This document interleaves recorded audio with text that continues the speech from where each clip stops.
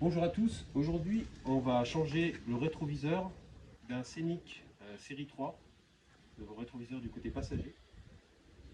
Alors pour faire ça, on va être obligé dans un premier temps de dégarnir la porte à l'intérieur.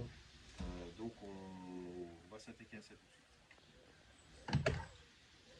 Donc pour retirer cette garniture, il va falloir retirer 4 vis, une qui se trouve ici derrière la poignée, une à l'arrière de la porte, un peu en haut ici, et deux ici, de chaque côté de l'éclaireur de l'intérieur.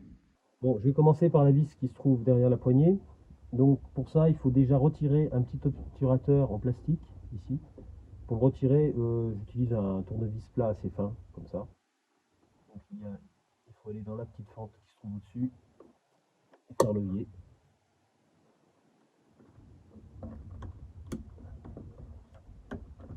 Voilà.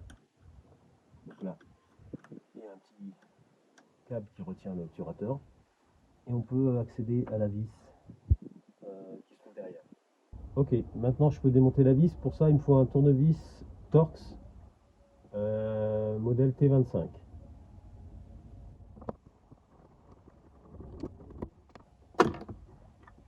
Retirez maintenant la vis qui se trouve à l'arrière de la garniture en haut là.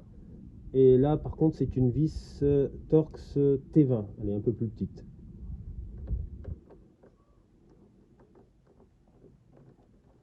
Bon, maintenant je démonte les deux vis du bas de chaque côté de l'éclaireur. Là c'est toujours des vis de type T20.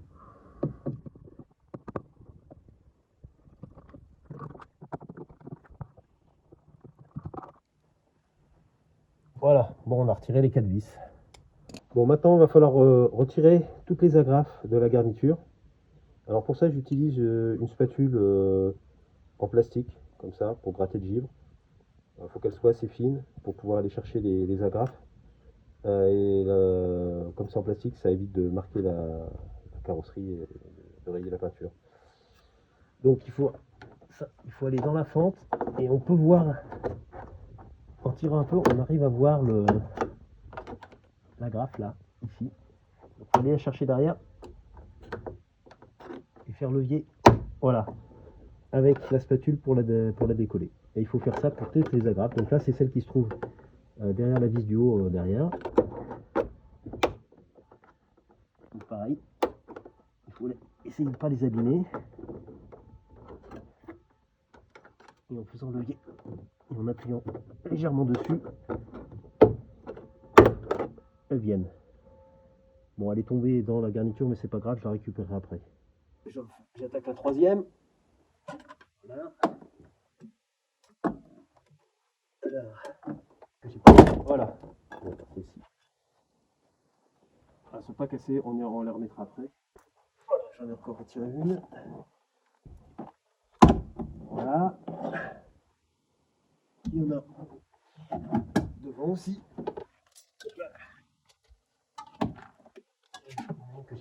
Voilà.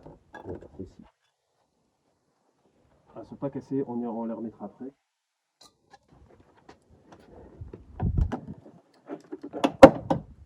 Voilà. Ok, ben là, toutes les agrafes ont été retirées.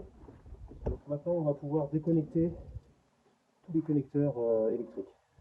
Ok, maintenant je peux écarter en soulevant un peu la garniture. Je vais commencer par retirer le connecteur de l'éclairage. Donc il faut appuyer sur le téton du milieu ici et tirer en arrière en même temps. Voilà. Ok, maintenant je vais déclipper le câble d'ouverture de porte qui se trouve ici derrière la poignée. Donc, avec un petit tournevis, je fais levier comme ça et il vient tout seul. Ok, bon, maintenant je vais retirer le dernier connecteur qui est celui du bouton de lève-vitre. Donc c'est ce câble ici. Donc, je vais commencer par retirer le câble de sa fixation. Voilà. Et ensuite derrière il y a un connecteur, il faut appuyer sur la languette ici et tirer en arrière. Voilà. Appuyer sur cette languette, tirer en arrière. Voilà. Et là maintenant on a fini de démonter la garniture. Ok, maintenant que j'ai démonté la garniture, je peux procéder au démontage du rétroviseur lui-même. Pour ça, il faut que je commence par déconnecter le connecteur électrique, toujours en appuyant sur la languette du milieu et en tirant en arrière. Ensuite, je retire cet obturateur en plastique, caoutchouc. Voilà. Et ce qui me donne accès à un écrou de 13, ici, on voit ici. Donc avec une clé à pipe de 13, je peux démonter la fixation